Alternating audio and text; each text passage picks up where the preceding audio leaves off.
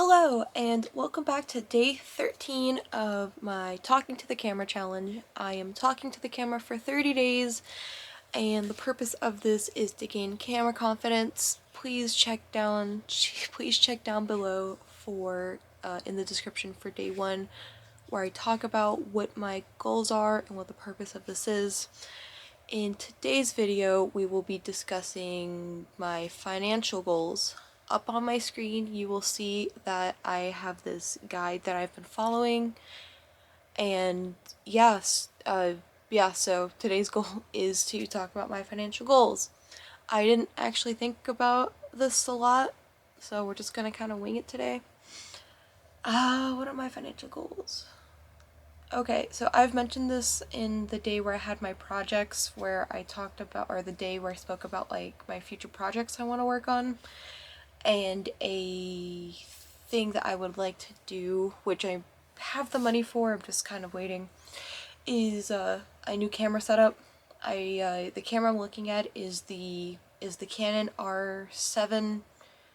I don't know what you call it. It's the Canon R7. And I'm looking at that just to kind of upgrade my recording system. But of course, I also want to get into photography, killing two birds with one stone. I'm also gonna have an improved lighting setup, and then also a better tripod. We've had one since I was a kid, and that's like falling apart right now. What else? At some point, I would like to get a house, and that requires money. Another financial goal was for me to move out of my house, and I am now moving out of my house. And what else? Another financial goal which I did reach is I had to get a new car last year, but that's not really a financial goal.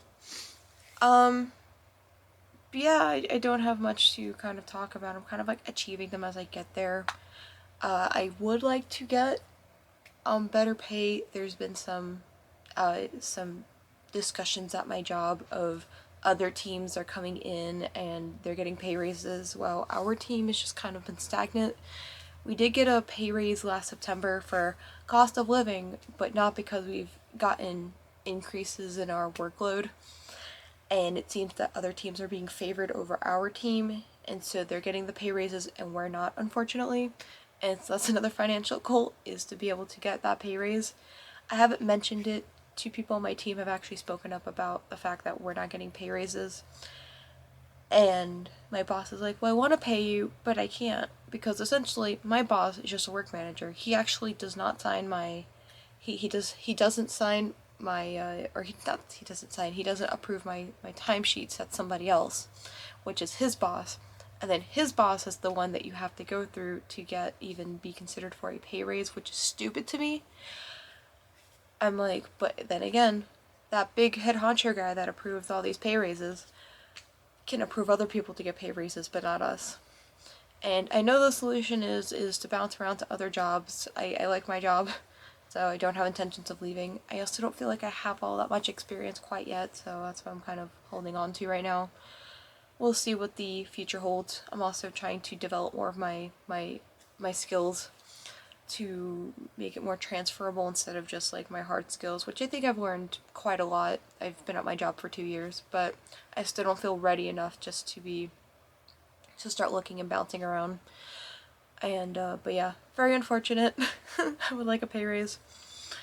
If I were to have moved out by myself right now, I wouldn't be able to afford it, which is why I was waiting for my boyfriend to so he was dealing with I'm sorry, this has nothing to do with the video, so feel free to close out, but last year my boyfriend was having issues with finding work after he finished school because the tech markets was just bad. People, during the pandemic, these big tech companies were hiring up people and they were letting them go at the end of the pandemic, and all these people were looking for work.